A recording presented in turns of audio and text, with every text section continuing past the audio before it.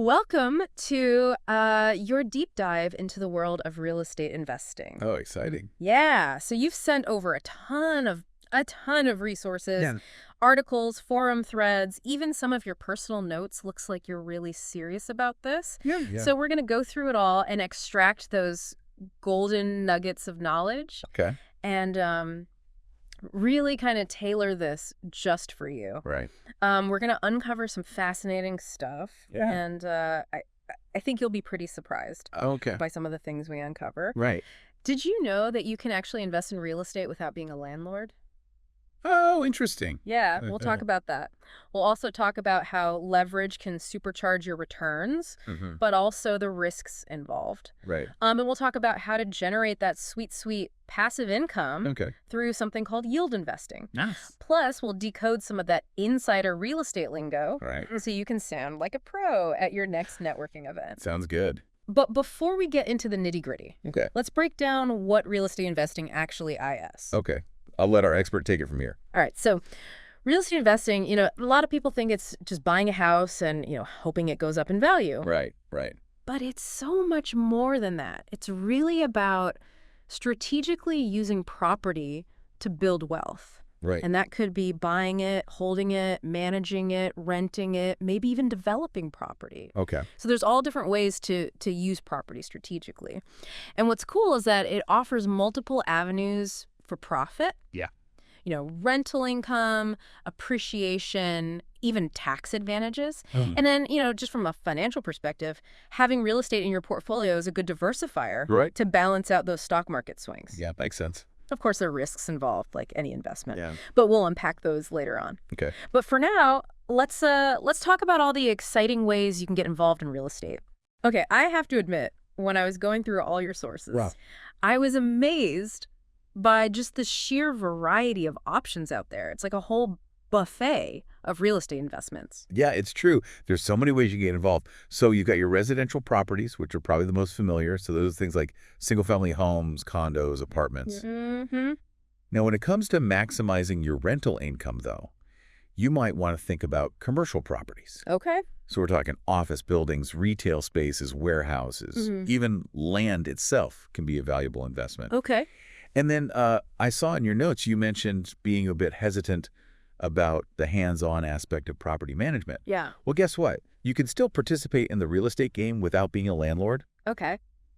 That's where REITs come in. REITs, refresh my memory on those. REITs are real estate investment trusts. Oh, okay. And these are companies that own and manage income-producing properties. You can buy shares in these REITs, just like you would with any other stock. Got it. It's a fantastic way to diversify your portfolio, tap into the real estate market, and you don't have to worry about the headaches of being a landlord, Yeah. managing the properties, all of that. It's like you're getting a taste of the action, but you don't have to roll up your sleeves and fix that leaky faucet. Right, exactly.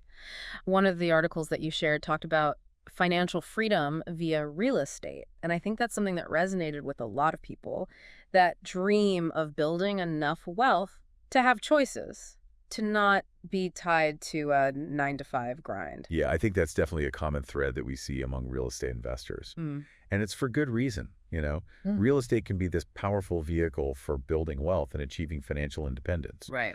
But, and your source material really emphasizes this, it's not a magic bullet.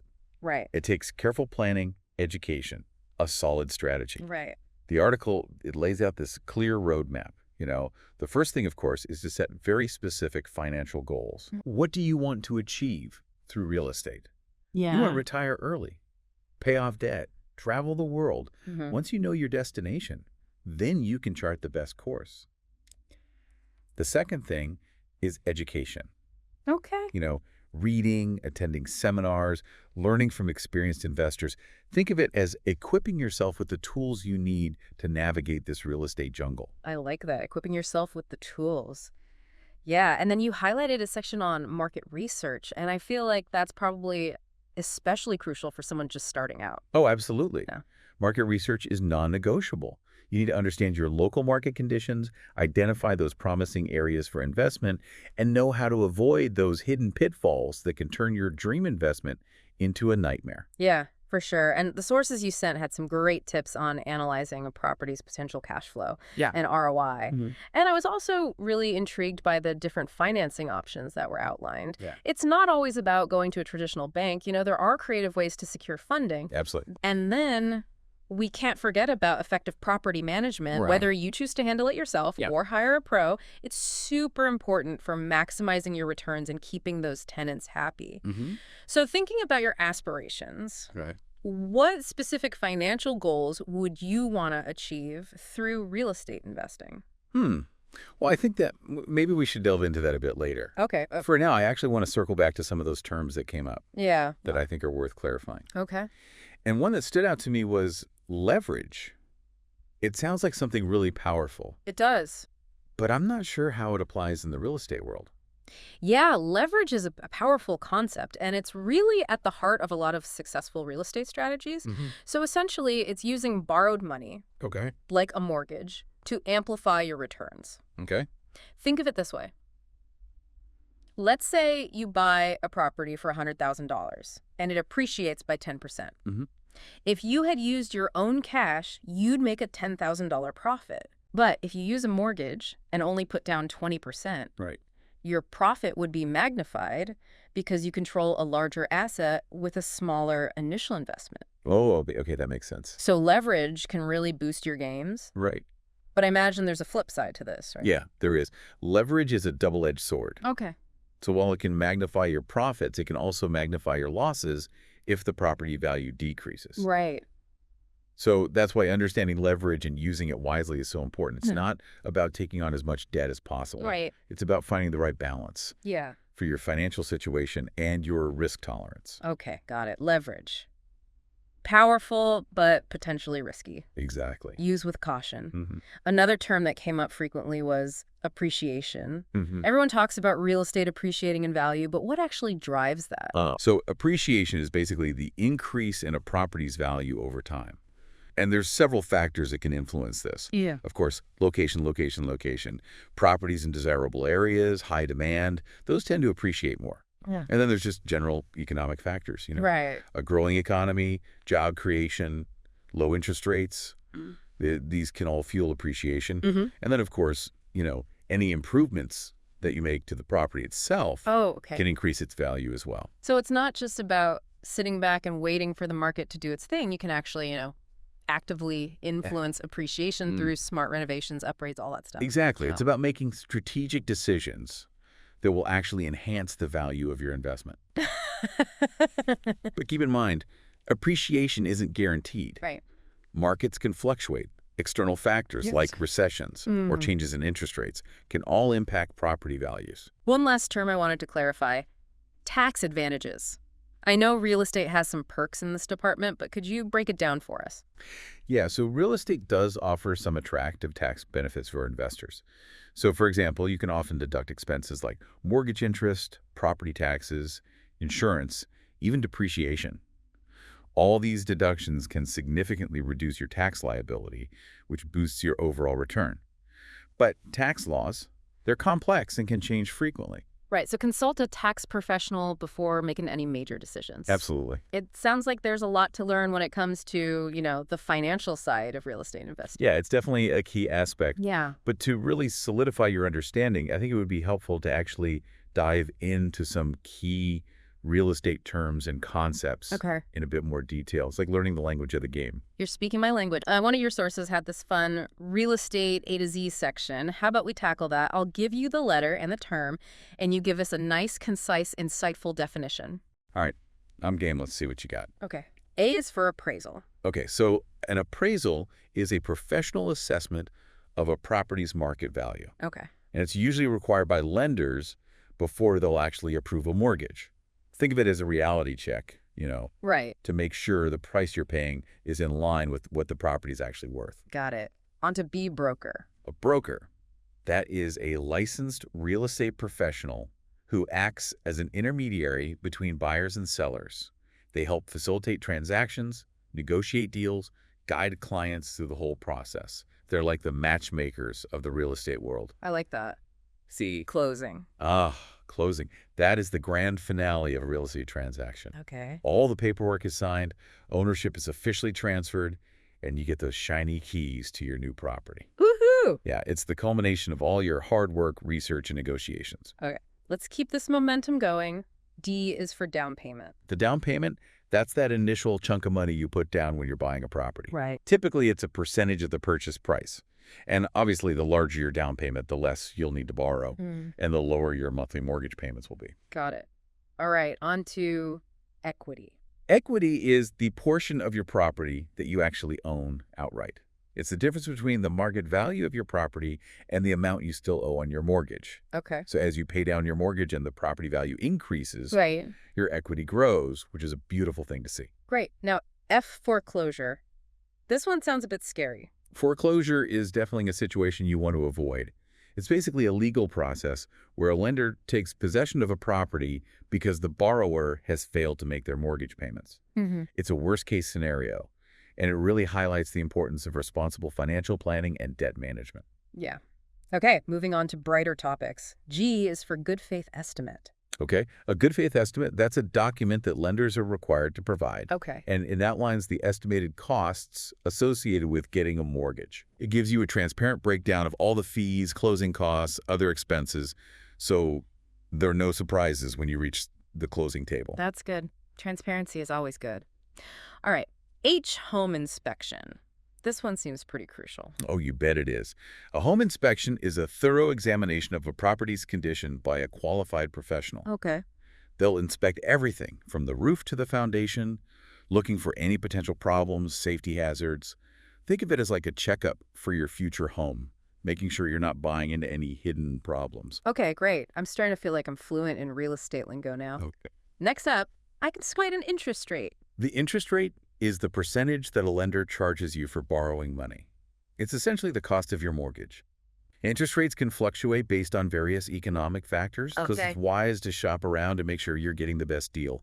Even a small difference in interest rates can save you thousands of dollars over life of your loan. Okay, we'll definitely keep that in mind. Let's keep this A to Z party going. J, joint tenancy.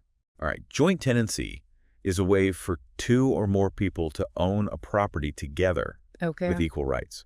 So if one owner passes away, their ownership automatically transfers to the surviving owner or owners. Okay. It's common, for spouses or family members who want to share ownership. Got it. K is for key rate. The key rate is a benchmark interest rate set by central banks. Okay. And it kind of has this ripple effect on other interest rates, including mortgage rates. So when the key rate goes up, it often pushes mortgage rates higher and vice versa. Got it. All right, on to L, listing. A listing is simply a property that's officially on the market for sale. It's how sellers advertise their property to potential buyers. Okay. Typically through online platforms, through their real estate agents or brokerage websites. Makes sense. Yeah. Mortgage. We've talked about this one a bit already. Right. A mortgage is a loan specifically used to finance a property purchase. Okay. It's a long-term loan secured by the property itself. Right. So understanding the different mortgage types, interest rates, and terms is essential when navigating real estate financing. N is for negotiation. This one sounds like it requires some finesse. Yeah, negotiation's like the art of reaching an agreement that works for both the buyer and the seller. Okay. It's a crucial skill in real estate because it involves things like haggling over price, contingencies, closing dates, and other terms of the deal. So a good negotiator can save you money and ensure a smoother transaction. Okay. On to offer. An offer is a formal proposal from a potential buyer to purchase a property. Okay. It outlines the price they're willing to pay, Right. any contingencies they want to include, and other terms of the deal. It's the first step in the negotiation process. Got it. Let's keep this alphabet train rolling. P is for property taxes. Property taxes are annual taxes levied by local governments. Okay. And they're based on the assessed value of your property. They're used to fund essential services in the community, things like schools, roads, and public safety. Property taxes can vary significantly depending on the location and value of your property. Okay. Q qualification. This one probably applies to getting a mortgage. Yeah, qualification is the process lenders go through to determine if you're eligible for a mortgage Right. and how much they're willing to lend you. Okay. So they'll scrutinize things like your credit history, your income, your debts, and other financial factors to assess your ability to repay the loan. Got it. A rental income. Music to a real estate investor's ears. Indeed. Rental income is the money you receive from tenants who are leasing your property. Okay. And it's one of the primary sources of cash flow for a lot of real estate investors. Right. S. Survey. This one sounds like it involves some serious measuring. A survey is a professional measurement and mapping of a property's boundaries. It'll determine the exact location of property lines, buildings, any other structures. Okay. So a survey is essential for ensuring that you're buying exactly what you think you are, Right. and avoiding any potential boundary disputes in the future. Okay. We're in the home stretch now. T is for title. The title represents the legal ownership of a property. Okay.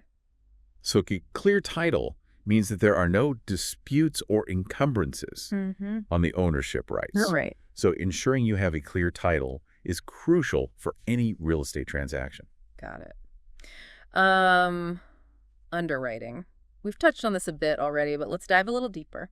Underwriting is the process that lenders use to evaluate your risk as a borrower. Okay. So they'll take a close look at your financial history, your credit worthiness, the property itself, Right. to determine the likelihood of you actually repaying the loan. Makes sense. All right. V, vacation rental. Sounds like a fun way to get involved in real estate. Yeah, so vacation rentals, these are properties that are rented out on a short-term basis, typically to travelers or vacationers. Okay. Platforms like Airbnb and Vrbo have really made it easier than ever to manage and market vacation rentals. Mm-hmm. So it's become a really popular investment strategy, Right. especially in those tourist destinations. Okay. Almost there. W, walkthrough. The walkthrough is that final inspection of the property before closing. Okay. It's your chance to make sure that everything is in the agreed-upon condition Right. and any repairs or changes that you've agreed upon have been made. Got it. Okay, I'm ready for the final two. X is for XML feed. XML feed, that's a way to share real estate data electronically. Okay. And it's used by real estate websites and platforms to exchange property information seamlessly, making it easier for buyers to search for properties Mm-hmm. and for sellers to reach a wider audience. Got it. And finally, Z, zoning. Zoning refers to those local government regulations that determine how land can be used. So it dictates what you can build on a specific property: residential, commercial, industrial, other types of structures. Understanding those zoning regulations is crucial for any type of real estate development or investment. Wow. That was quite a journey through the real estate alphabet. I feel like I've learned a whole new language. But before we move on, I want to touch on something that came up in several of your sources, Okay. and that's the importance of ethical considerations Right. and professional best practices in real estate. It seems like those are really foundational to success in this industry. Absolutely. Ethics and professionalism, they're paramount in real estate. This is an industry that's built on trust and reputation, Right.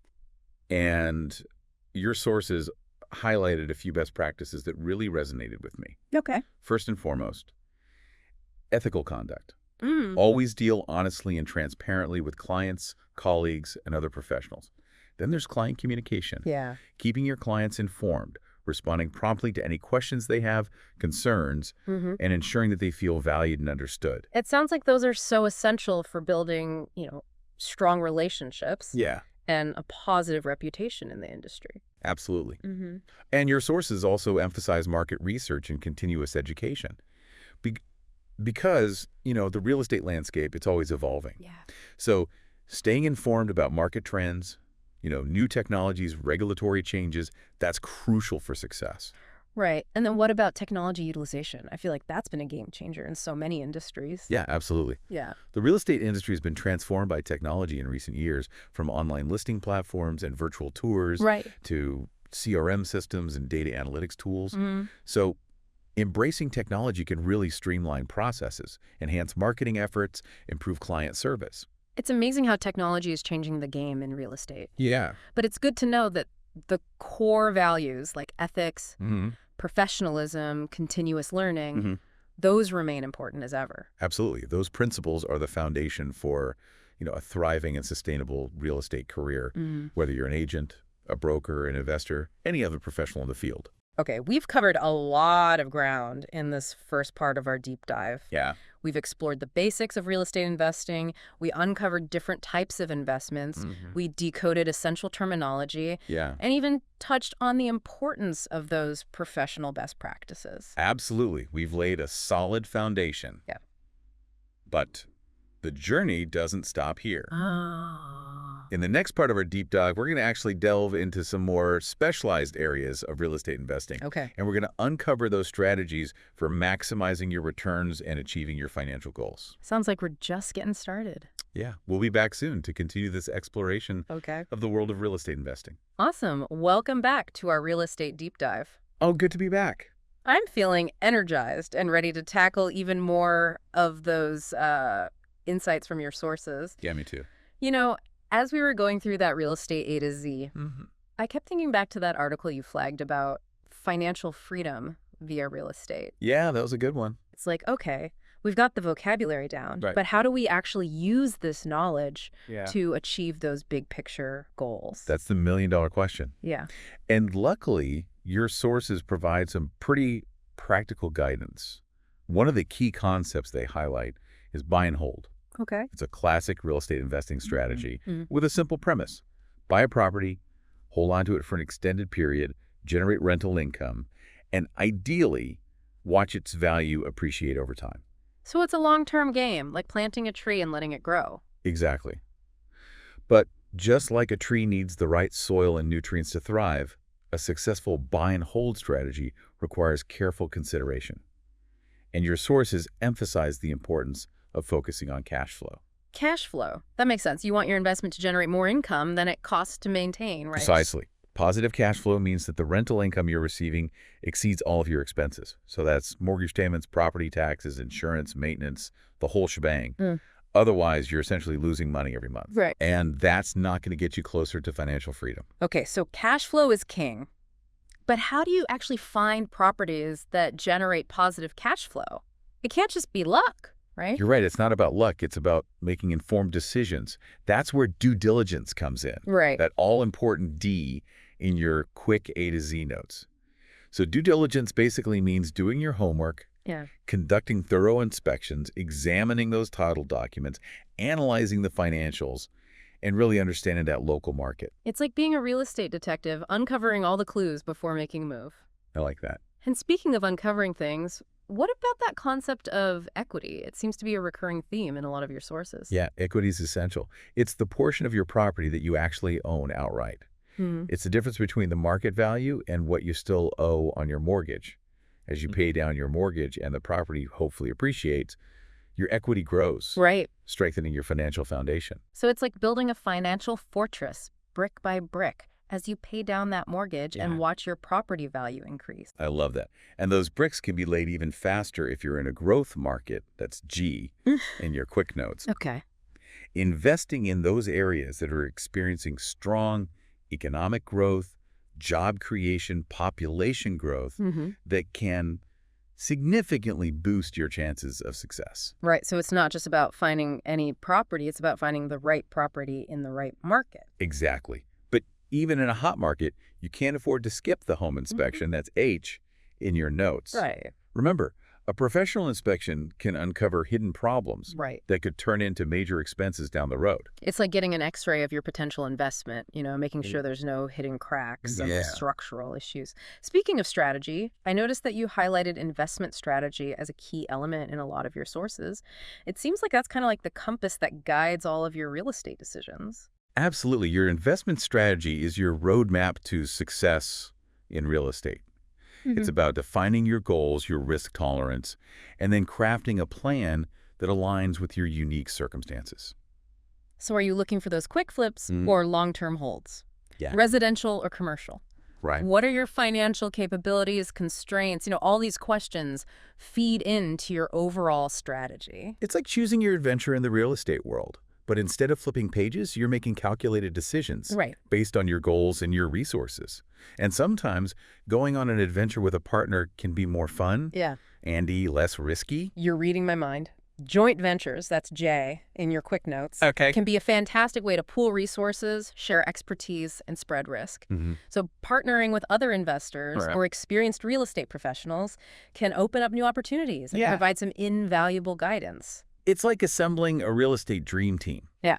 But even the best team needs a solid foundation of knowledge. Oh, you nailed it. Knowledge is truly power in real estate. That's K in your quick notes. And that resonated with me too. The more you learn about market trends, financing options, property management, legal aspects, the better equipped you'll be to make smart decisions and avoid those costly mistakes. It seems like continuous learning is a must in this field. It absolutely is. Yeah. The real estate landscape's constantly shifting, so you really need to stay ahead of the curve. Right. Now, one tool that can help you amplify your returns but also amplify your risk is leverage. Right. That's L in your notes. Right. We talked about leverage earlier, Yeah. and that's using borrowed money, like a mortgage, Right. to control a larger asset with a smaller upfront investment. Exactly. Leverage can be this powerful tool for wealth creation, but it's essential to understand those risks involved. Right. Because if that property value drops, Yeah. you're still on the hook for that loan, Right. and your losses can be magnified. Okay, so leverage. Use wisely and with a healthy dose of caution. Now, what about market research? That's M in your notes. It seems like that's a crucial element of any real estate strategy. Absolutely. Thorough market research is non-negotiable. Yeah. It's about understanding those dynamics of supply and demand Right. in a particular area, analyzing trends in property values and rental rates, and evaluating those economic indicators that can impact your investments. It's like being a real estate meteorologist, studying the patterns Yep. and predicting the future of the market. I love that analogy.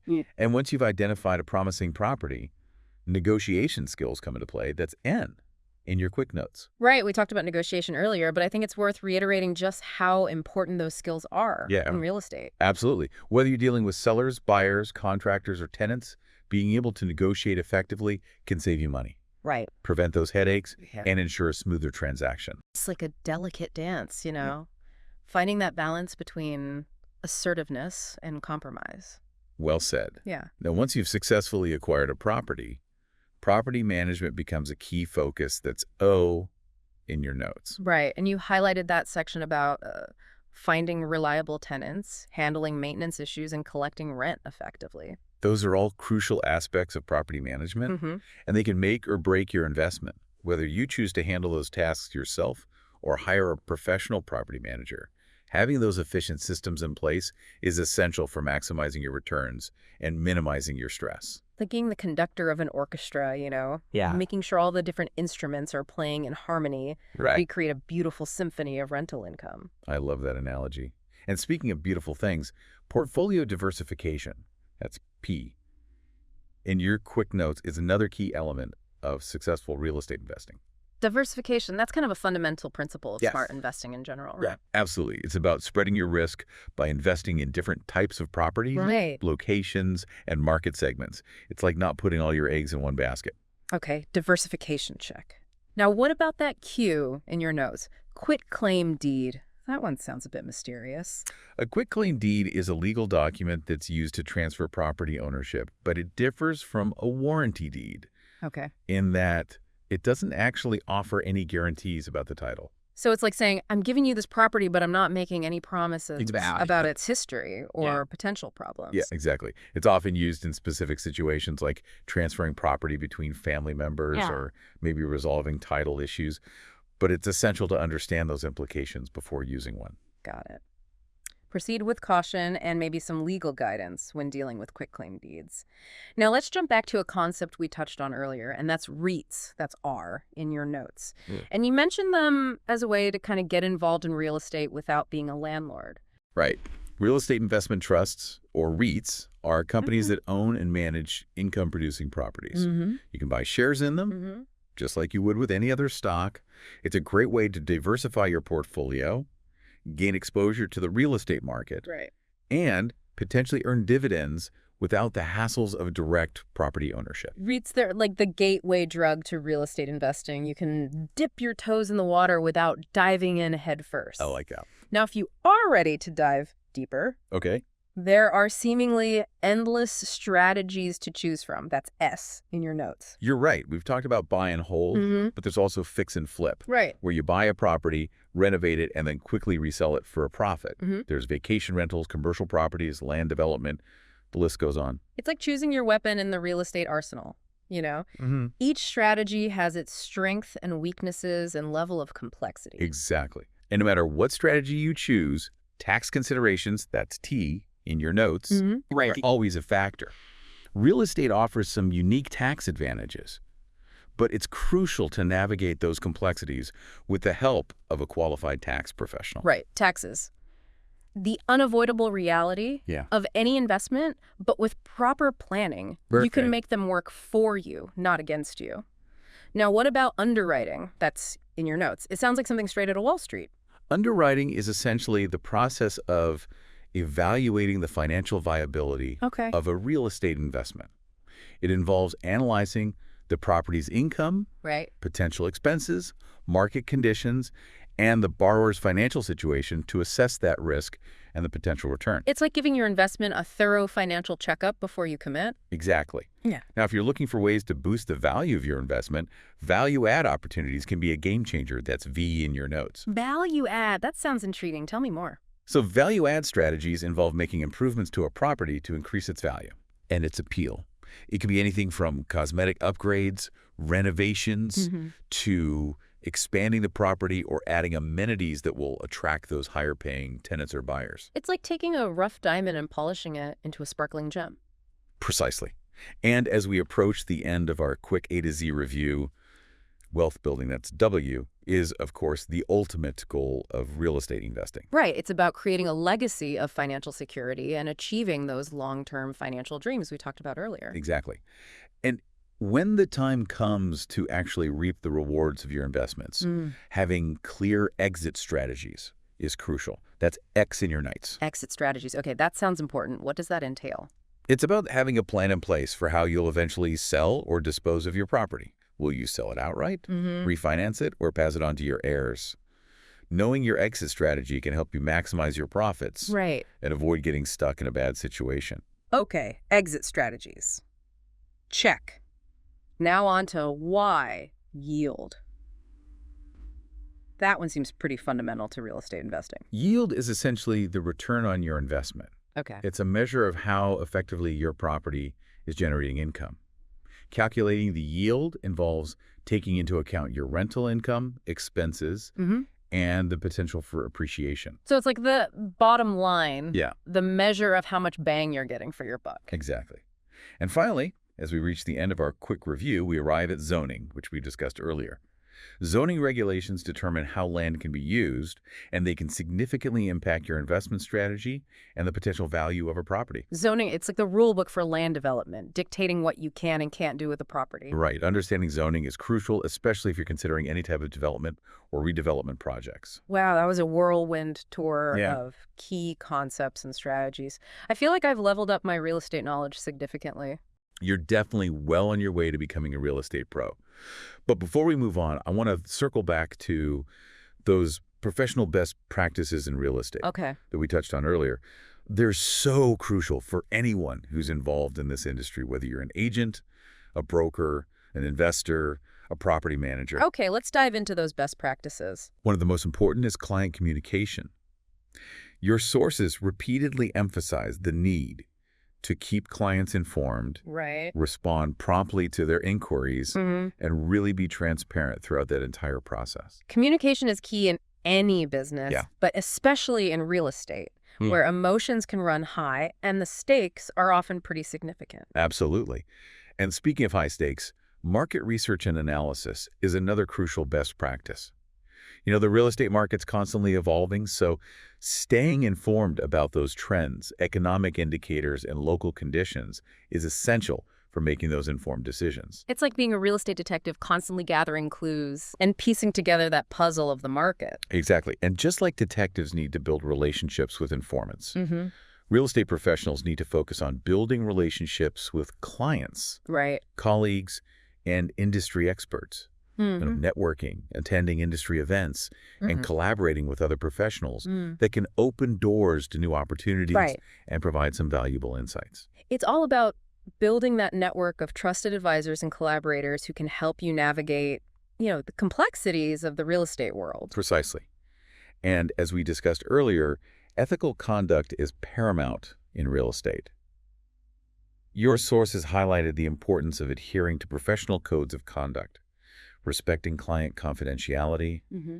disclosing all relevant information honestly, and always acting with integrity. Ethics, they're really the foundation of trust and professionalism in any industry, Yeah, but especially in real estate where reputations are built on honesty and transparency. absolutely. Yeah. And as the real estate landscape continues to evolve, continuous education is essential for staying ahead of the curve. Hmm. Your sources recommend pursuing relevant certifications, Mm. attending industry conferences, Right. reading industry publications, and constantly expanding your knowledge base. It's like a treadmill of learning. You have to keep running just to stay in place, and Yeah. if you want to get ahead, you need to sprint. That's a great way to put it. Yeah. And speaking of sprinting ahead, technology utilization is transforming the real estate industry at a rapid pace. Your sources emphasize the importance of embracing those technology tools and platforms Right. to streamline processes, enhance marketing efforts, and improve client service. It's amazing to see how technology is changing the game in real estate. Yeah. From online listing platforms and virtual tours to CRM systems and social media marketing. Technology is definitely a powerful tool, but it's important to remember that property marketing is still a blend of art and science. Your sources highlight the importance of crafting those compelling property descriptions, capturing those high-quality photographs, staging properties effectively, Right. and utilizing a variety of marketing channels to reach those potential buyers or renters. It's all about showcasing, the unique features and benefits of each property Yeah. and creating a sense of desire, excitement in the minds of those potential clients. Exactly. And once you've piqued their interest, strong negotiation skills come into play. Your sources emphasize the importance of understanding client needs, Right. listening attentively, communicating effectively, and finding creative solutions that satisfy all parties involved. Negotiate. It's like that delicate dance where you're trying to find that sweet spot where everyone feels like they've won. Well said. And before any deal can be finalized, thorough due diligence is essential. Your sources highlighted the importance of conducting inspections, reviewing title documents, analyzing financial statements, Right. and uncovering any potential risks or issues that could affect the transaction. Due diligence, it's like shining a light into every nook and cranny of a Yeah. potential deal to make sure there are no surprises lurking in the shadows. Exactly. Yeah. And as we discussed earlier, team collaboration is crucial for success in real estate. Your sources emphasize the importance of working effectively with colleagues, brokers, agents, and support staff to provide that seamless service to clients. It's like a well-oiled machine Yeah. where everyone knows their role and works together harmoniously to achieve that common goal. Absolutely. And just as important as internal collaboration is that ability to be flexible and adaptable to the ever-changing dynamics of the real estate market. Yeah. Your sources highlight the importance of staying informed about those market trends, embracing those new technologies, and adjusting your strategies to meet those evolving needs of clients. Flexibility. It's like being a chameleon, blending in with the ever-changing colors of the real estate landscape. Perfect analogy.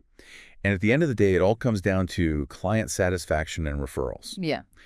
Your sources emphasize the importance of exceeding client expectations, building strong relationships, Right. and creating a positive experience that will inspire those clients to recommend you to others. Client satisfaction. It's like the ultimate measure of success in real estate. Yeah. Happy clients are your best advocates and the key to building a thriving business. Absolutely. And finally, in today's digital age, data security and privacy are paramount.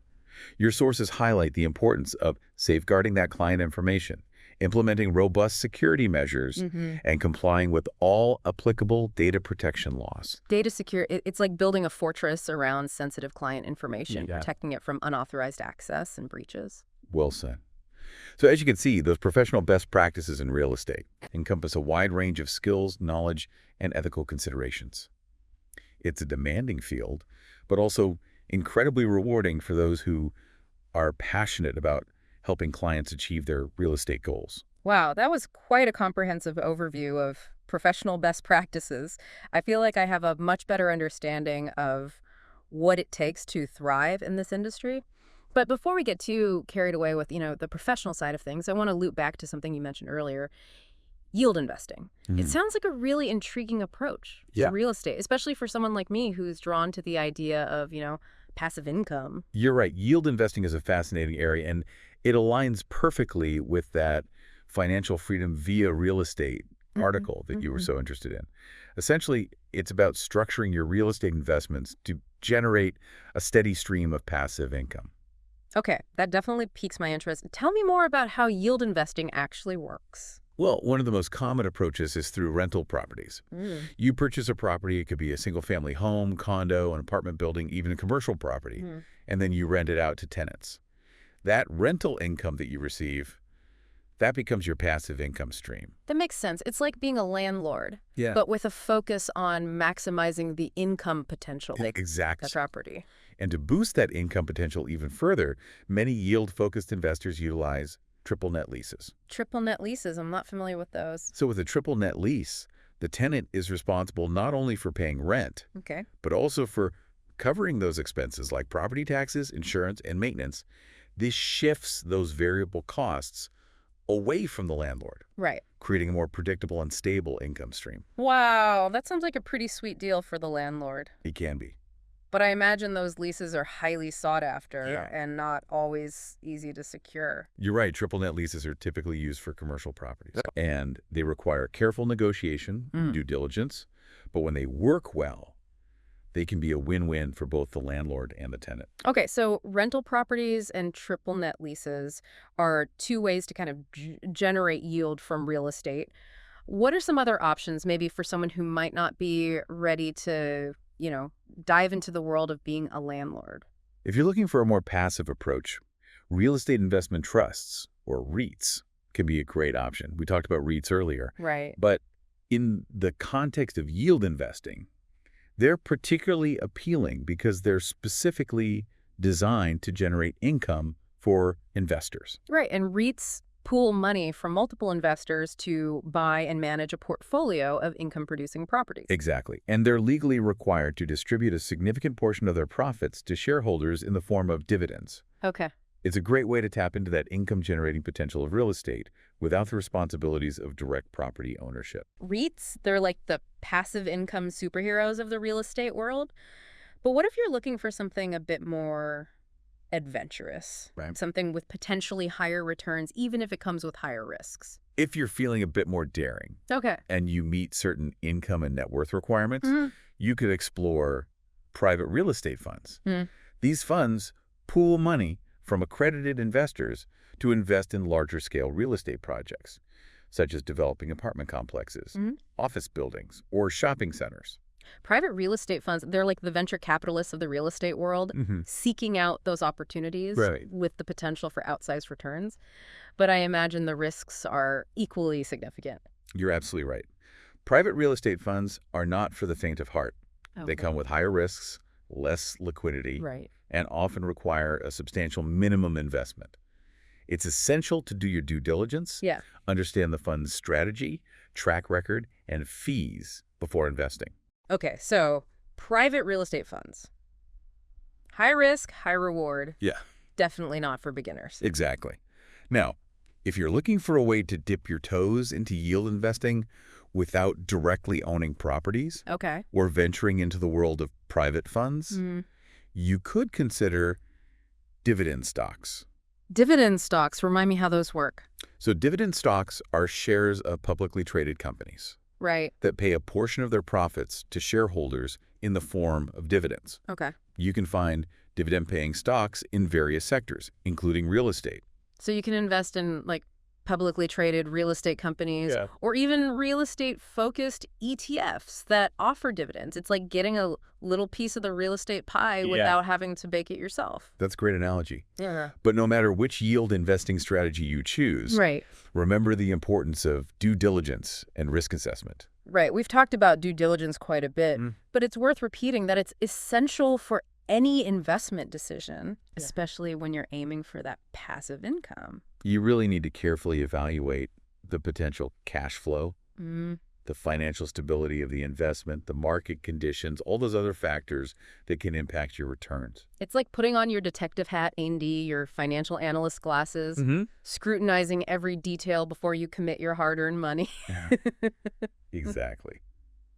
And as we wrap up our exploration of yield investing, Oh, I want to emphasize the importance of cash flow analysis. cash flow analysis, what does that entail? It's the process of projecting the income and expenses Okay. associated with an investment to determine its potential profitability. Mm.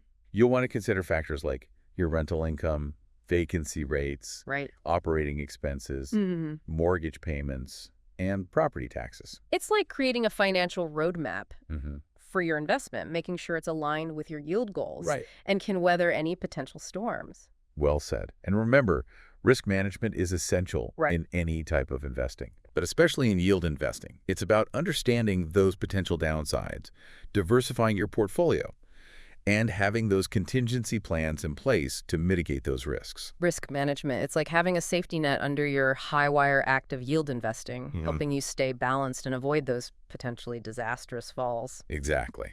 And finally, as with any investment that generates income, tax considerations are crucial.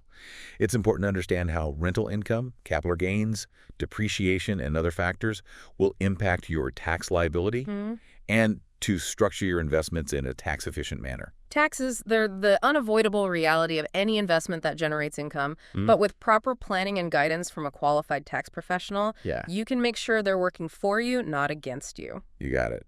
So as you can see, yield investing is a really multifaceted approach to real estate that requires careful planning, thorough research, and a solid understanding of the risks and rewards involved. But for those who are seeking a consistent stream of passive income and long-term wealth creation, it can be an incredibly rewarding strategy. Yield investing, it's like planting a money tree Yeah. that bears fruit year after year. But before we get too carried away with visions of financial abundance, I think it's time to shift gears a little bit All right. and explore a different facet of real estate investing. And What? when we come back, we'll dive into the world of real estate development. Sounds good? Stay tuned. Welcome back. All right. Yield investing sounds amazing, right? Yeah. It's like building that financial engine that just keeps humming along. Right. But I'm kind of curious about something different that came up in your sources, and that's real estate development. Okay. What caught your eye about that? You know, when people think about real estate investing, they usually picture buying and selling existing properties. Right. But what's exciting about development is that you're creating something entirely new. You're shaping the landscape, meeting a need in the market, and potentially reaping those significant rewards. Okay. I'm intrigued, but it also sounds a little daunting. Yeah. Where do you even begin with real estate development? Well, your sources lay out a really clear roadmap. Yeah. And it all starts with identifying that need or opportunity in the market. So are there underserved areas? Areas with growing demand for housing? Is there a shortage of office space or retail options in a particular neighborhood? So it's like being a real estate detective, but instead of solving crimes, you're solving market gaps. Exactly. And once you've identified that potential opportunity, the next step is feasibility analysis. Okay. And this is where you crunch the numbers, you evaluate those potential costs, project the revenues, assess those risks, and determine if that project is financially viable.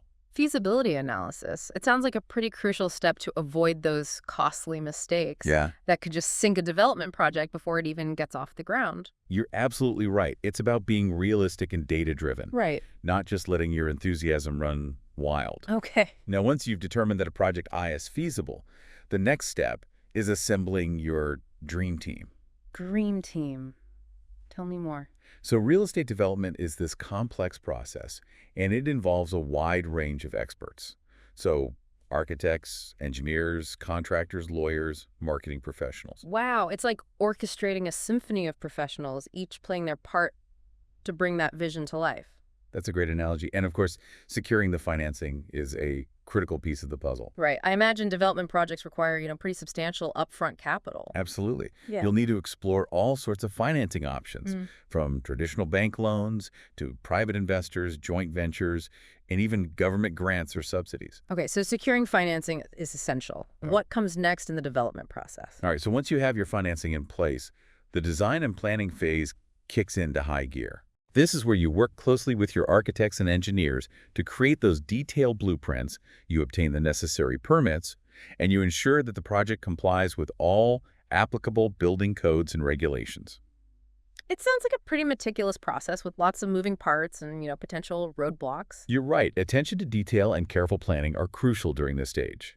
And once the design and planning is all finalized, then the construction phase begins. That's when the rubber meets the road, right? Exactly. This is where your vision starts to actually take shape in the real world. Mm. You'll be managing those contractors, overseeing the budget, Mm. and ensuring that the project stays on schedule and within that budget.